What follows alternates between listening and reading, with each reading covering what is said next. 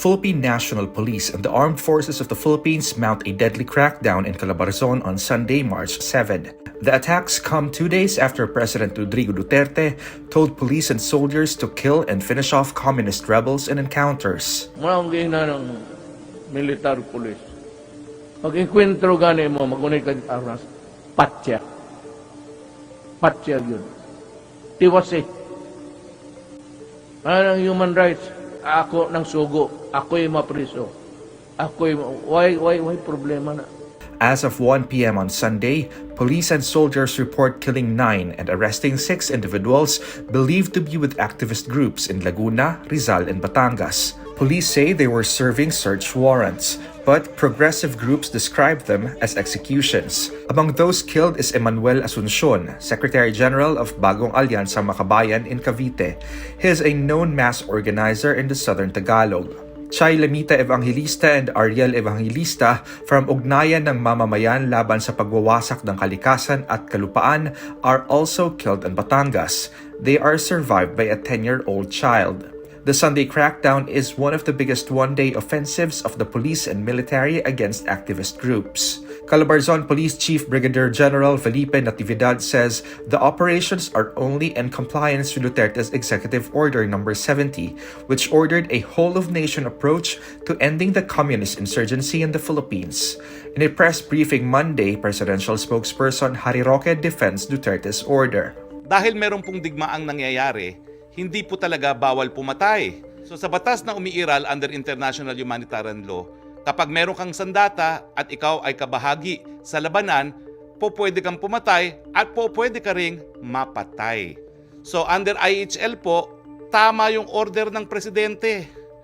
Kill, kill, kill. But Human Rights Watch Deputy Asia Director Phil Robertson says Sunday's raids appear to be part of a quote-unquote coordinated plan by the authorities to raid, arrest, and even kill activists in their homes and offices. Karapatan Human Rights Alliance says it is appropriate to call March 7 Bloody Sunday.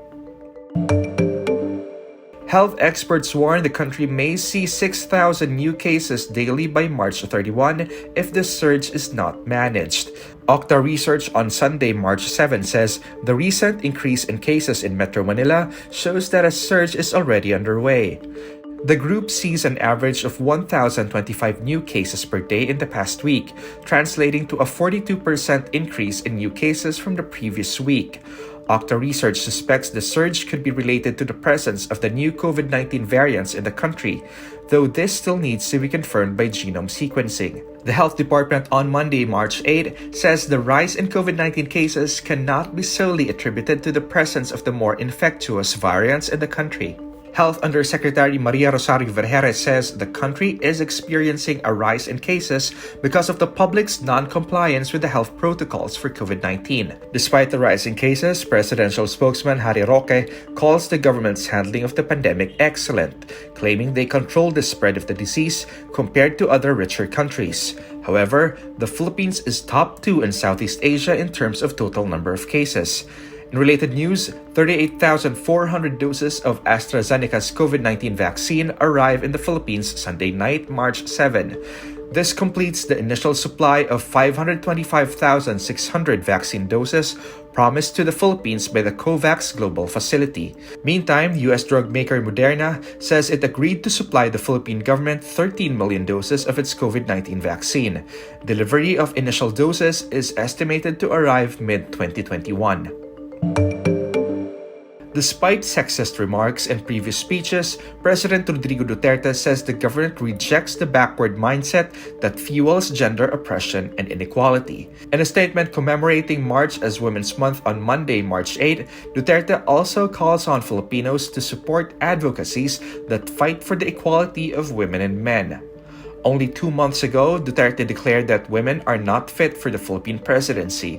He was also criticized for making public remarks that objectify women and even violence against women.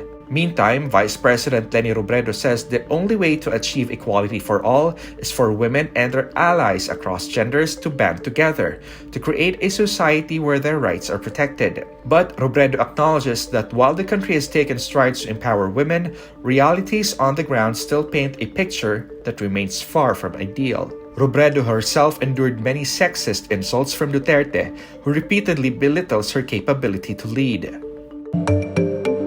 Meghan, Duchess of Sussex and wife of Prince Harry, accuses the British royal family of racism, lying, and pushing her to the brink of suicide. In an explosive televised interview with Oprah Winfrey, Meghan says she ended up having suicidal thoughts after pleading for help but getting none. Meghan, a biracial former actress from the United States, reveals her now 1-year-old son Archie was denied the title of prince because there were concerns within the royal family about how dark his skin might be. Prince Harry says his family already cut them off financially, and his father, Prince Charles, heir to the British throne, refused to take his calls at one point. Harry says they stepped back from royal duties because he was worried about history repeating itself, a reference to the 1997 death of his mother Diana. Meghan also denies a newspaper story that she made Kate, Duchess of Cambridge, cry before the wedding, saying the reverse happened. She explains Kate was upset a few days before the wedding and that made her cry because it hurt her feelings. During the interview, Meghan and Harry also revealed they're expecting a baby girl. Buckingham Palace has yet to comment publicly on the interview. Actress Julia Barretto posts a photo of herself with boyfriend Gerald Anderson Sunday, March 7. She writes on Instagram, "Every day I celebrate you, but today I am extra grateful. Happy birthday, my love. I'm so proud of you." Days before, the actor, in an interview with Boy Abunda, admitted for the first time he is dating Julia. When asked by Abunda if he was happy because of Julia Barreto, Gerald responded, very happy, Tito Boy. It's a yes." Gerald didn't explicitly say they were in a relationship, but Julia's Instagram post Sunday makes it clear.